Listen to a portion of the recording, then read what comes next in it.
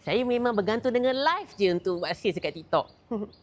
Saya tahu sekarang ni live banyak saingan. So saya buat konten je, fokus sales automation. Saya ada 3 live host, 2 content creator.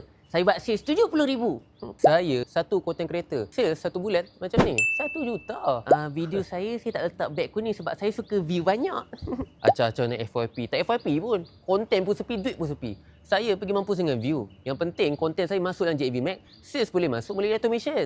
Sekarang mana ada zaman view, zaman duit sekarang ni. Saya tak tahulah nak buat JV Max macam mana. Semua saya set up, semua tak bergerak. Saya bergantung dengan live je lah. Macam mana Alasan, kau bodoh piang belagak sangat, tak nak belajar. Buat konten simple-simple macam ni. Letak je ROI 5 ke 6, letak bajet 500 ataupun 1,000. Biar kos makan habis, sales boleh masuk 5,000, 6,000 hari-hari. Melalui konten saja, sales automation. Itu yang kita nak. Lepas tu macam mana saya pun nak sales masuk tanpa live juga. Mudah je. Bayar RM19, join founder meetup. Sales laju tanpa live akan berlangsung pada tarikh ini. 10 orang terawal akan dapat free calculator set ROI. Letak jual berapa, kos berapa, boom, keluar ROI apa yang tepat untuk dapat margin yang hebat dalam JAV Max. Benda ini adalah untuk founder beg kuning saja, tak boleh affiliate, tak boleh founder yang tak ada beg kuning. 4 jam praktikal yang kita akan belajar, tiada MC, tiada energizer, tiada joget-joget. Semuanya adalah strategi yang terus boleh implement. Ini adalah meetup face to face yang matang. Tiada lukis impian-impian, semuanya adalah straightforward. So nak grow sales dengan konten, automation, ini peluang korang, 10 orang tak awal je. Baca kisah kat bawah untuk register.